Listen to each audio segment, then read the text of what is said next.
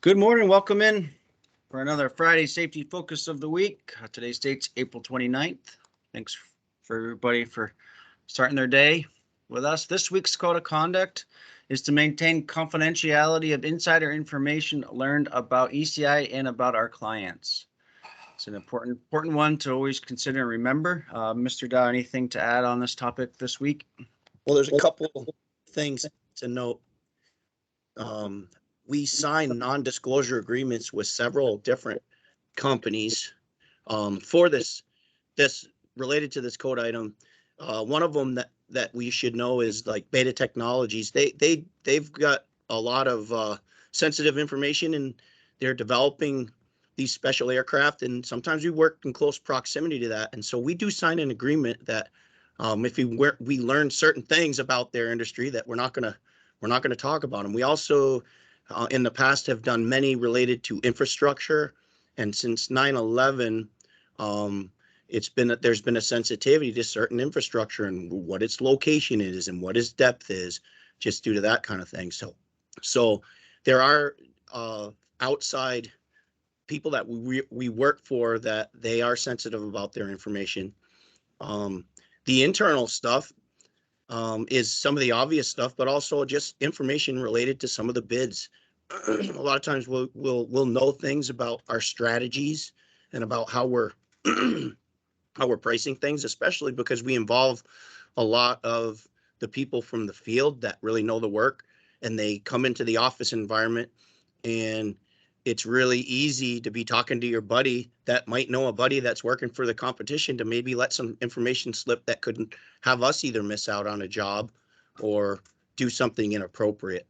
So that one, aside from the obvious things that we all know about, there's just a couple of other legal things that we do sign called non-disclosure agreements. And if you guys have questions about that, let Ken know, let me know, and we can explain it further. Thanks, Ben. So unfortunately, we had our second recordable on Monday. So our day count is 3. We got struck in the face with a piece of steel, fracture to the nose.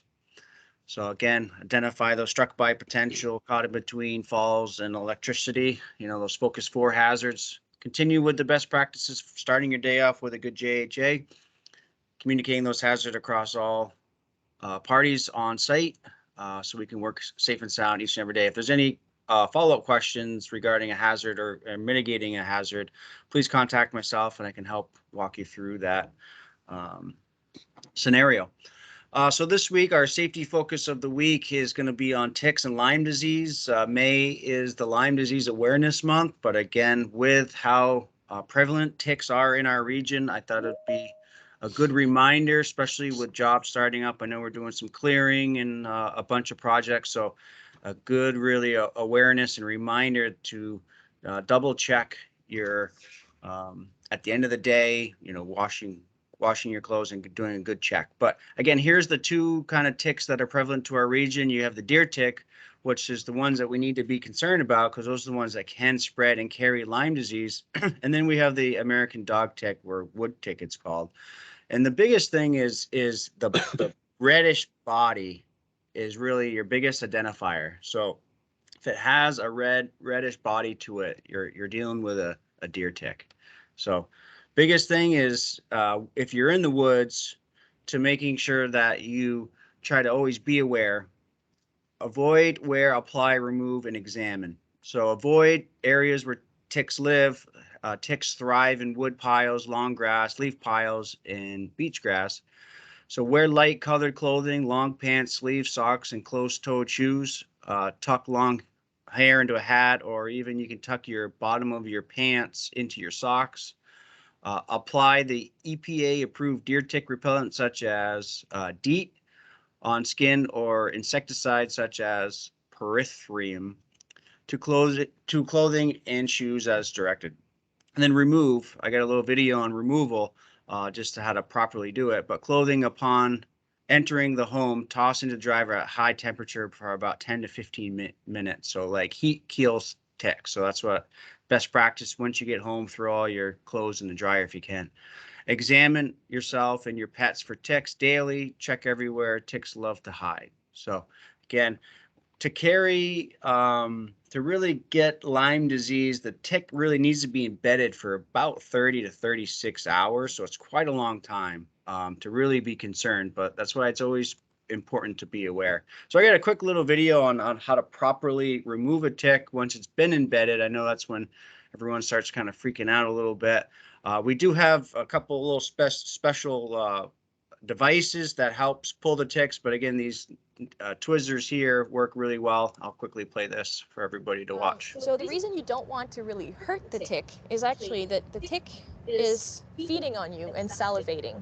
And so when you burn the tick, it salivates even more. Pretty much you're scaring it and it just goes bleh into you. And that's what you want to avoid, because in the saliva you have potential pathogens. So you want to avoid that. The safe way to remove ticks is to take your tweezers, and you want to go as close to the skin as possible. And you want to hold on to your tick, and what you're going to be doing is you're going to hold on and you're going to pull straight up. Slowly, steadily. You don't want to twist, you don't want to jerk. You just want very steadily to hold on to your tick like this and pull up like that. Now you have your tick. The mouth parts are there. People worry about not having the head stay into you. They don't really have a head to speak of. All they put in there is little mouth parts. They're sinking their teeth into you. And so the teeth, when you remove them that way, you can see them. They're right there. The place where you had your tick, always a good idea to disinfect with alcohol and to monitor the area just to make sure. Wood ticks don't transmit Lyme disease, so you wouldn't have a problem with that. That said, they are a little critter that lives in the wild, and there could be some kind of bacteria, or even just because there's a hole in your skin, you could have staph infection or anything like that. So just clean the area with alcohol or soap and water and keep an eye on it. So a good little tip, some tips and tricks there for removal. And then if you do have really concerns, utilize the wellness clinic. Champlain Medical can prescribe an antibiotic. And most walk-in clinics, Clear Choices, or anything near where you might live or reside. It's good, especially if your wound becomes that bullseye shape and it's been a long time where you didn't notice it. Let's act on it, because Lyme disease is one of those things where it's a long recovery. It can be cured, but it's a long recovery, especially if it's gone unnoticed. So good reminder, good refresher out there. So if there's any questions or concerns, contact Health and Safety, and we can help you throughout any questions or concerns, tick-related issues out there. Anything to add, Ken? No, I'll take over the screen here. Yep. Hey, Matt, Ben here. Can I just revisit that incident from Monday quickly? Yep. I just wanted to just point out that, it was beyond the broken nose, missing at least one lost tooth and several other missing teeth. And, the crux of the incident was an employee putting a large amount of force on an object. And then that force coming back at that employee. So I think that's one good takeaway for anybody in any situation when we're exerting large amounts of force. We have to really, be very aware of how that could come back at us. In this case, it was somebody making a field repair on a piece of equipment. The vise had broken, so they had an unrestrained part that they were trying to straighten with a large hammer, and that force came back at them. So that's, I guess, a broad stroke look at it. And when you're putting a lot of force on something with your arms or with a tool or anything, just to really try to think ahead at how that can hurt you or someone else. Yeah, thanks for sharing, Ben. Thanks, Ben. So I'll get onto the announcements here. There's quite a few of them. But if you're newly eligible to participate in the 401k plan, that's as of the May 1st, you should have received a package. So please submit to the payroll authorization form, the deferral form, and the designation of beneficiary to Ursula by May 5th.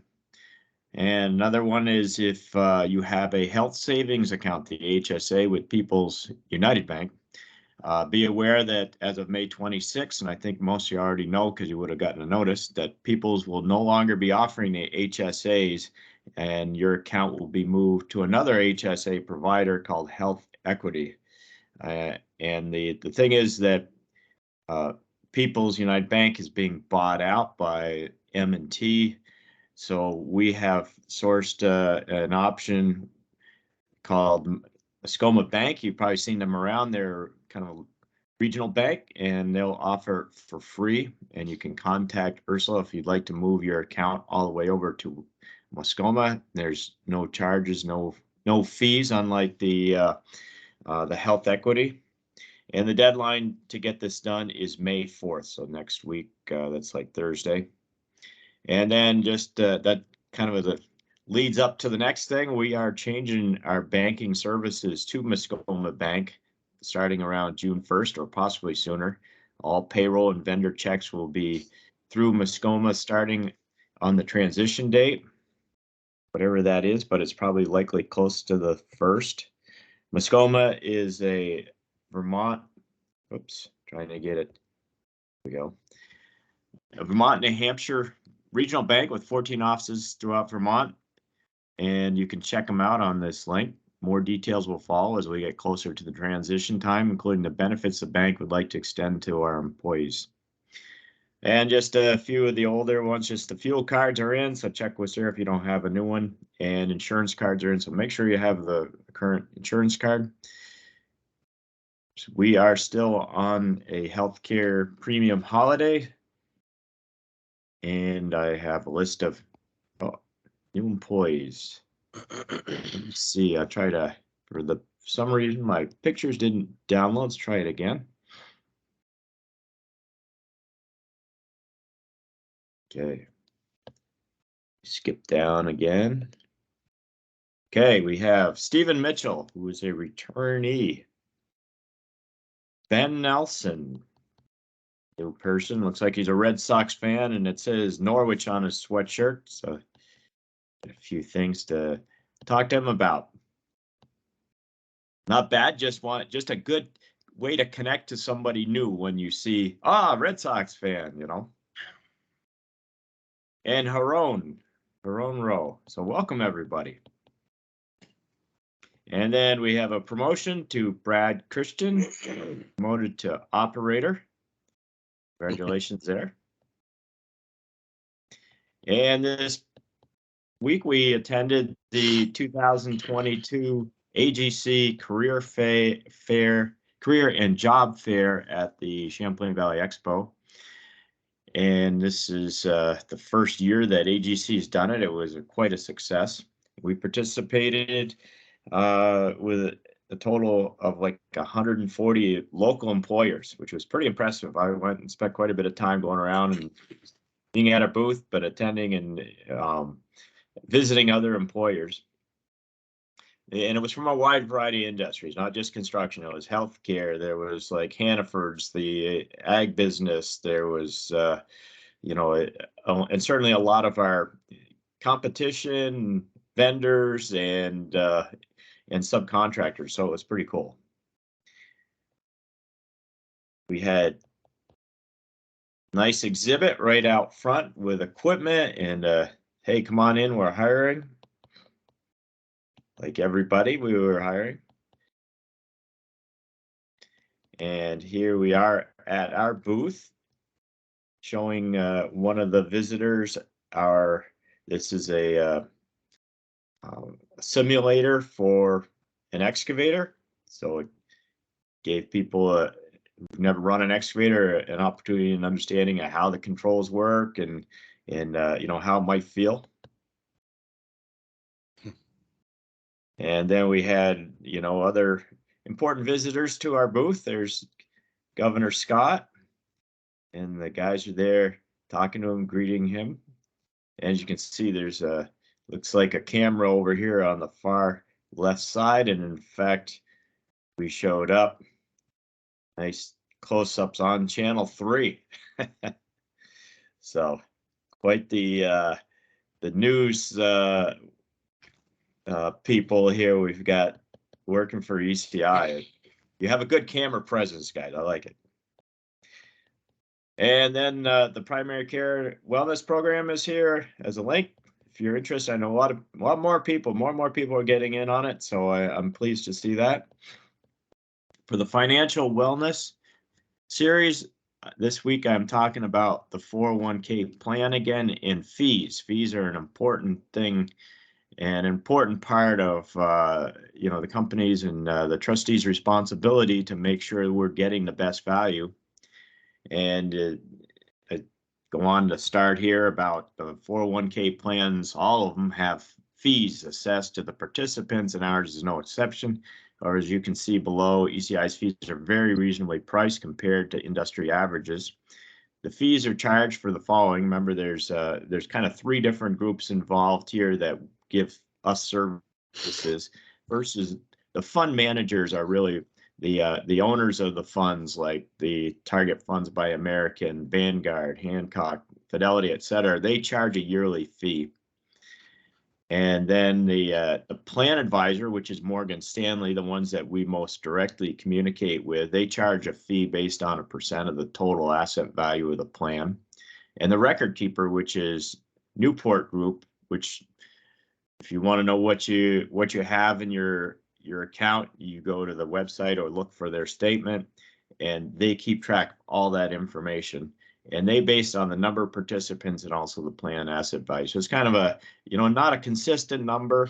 It floats a little bit depending on the, how many participants and how much in different plans and different investments, I should say. So the following chart below was provided by an independent consultant hired to review the plan. And this custom BMG and fee point reference below were sources used for comparison against ECI's fees. And as you can see, our plan was substantially less at just under 0.7% on the fee charged to the money in the account for everybody, compared to this custom BMG and fee point were both substantially higher, and quite a bit higher in the case of fee point. So, and you see that it's the blue zone is the fund manager. So that's like, the Fidelities, the Vanguards, and then the record keeper, the Newport Group, and the advisor consultant is the Morgan Stanley. So we're doing exceptionally well. We've fought hard, always fight hard for getting the best rates we can get. And I think the numbers show that. So other expenses such as we have like a yearly audit, there's legal fees, etc., all paid by ECI at no charge to the plan. One additional note, not all funds are charged the same fee. And for example, an index fund like the Vanguard 500 index would have lower fees since there is very little work to be done by the fund manager. Other fees such as target date funds have a higher fee because the fund managers have more effort to evaluate the stocks and to make sure they're consistent with their performance indicators. It's not a substantial increase, but just wanted to point that out. And then in the coming weeks, we got a few more topics, including the criteria, how the funds are accepted and kept on the list, and also later on the hardship loans, and probably a few other topics. Weather outlook, we're getting to May, but Sunday is May 1st, right? Looking more like May weather, a little bit milder. That's great. COVID policies, no changes. And then I'm going to turn it over to Ben. I assume, Ben McKinney, you're going to present the topic of the week. I can. I'm on my cell phone here. Oh, it's up to you. Text. I was hoping not to. I'm trying to get this bid entered, but I can if you'd like. Right. No, I can take over here. It's no problem. Yeah, Okay? if you don't. Yeah, thanks. I don't mind at all. Okay, so this week we are again looking at the Ethan Allen Express project, these VTRY contracts with the state in preparation of the new Ethan Allen Express. This week we are the third in the series of 3 is specific to the work as it was done related to civil and concrete work. And ECI is involved in actually a total of 4 VTrans contracts in and around the Burlington Rail Yard and new Amtrak station. We are the prime contractor for the Burlington VTRY 50 and VTRY 52 projects. We are the subcontractor on the VTR 51 and the SBT 15 projects, working for Vermont Rail Systems and J. Hutchins. The cumulative contract value of all 4 contracts is over 12 million, and we're performing over half, which is really cool that we're such an important part of all that.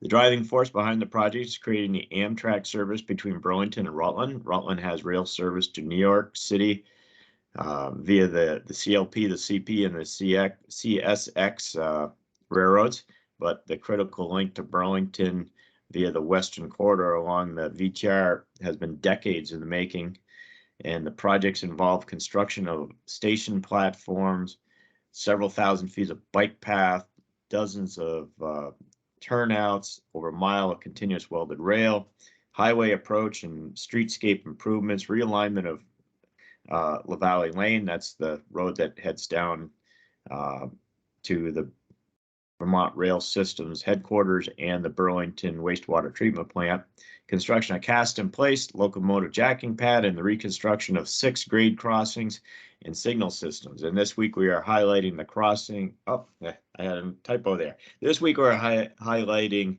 or this week's focus is on the civil and concrete portions of these contracts. I guess that previous sentence didn't really belong there.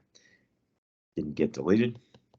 So the new track construction and configuration from Burlington Yard to College Street created the need to move La Valley Lane laterally 12 feet and impacts the adjacent properties owned by the city of Burlington and LTC, resulted in parking lot and green belt improvements.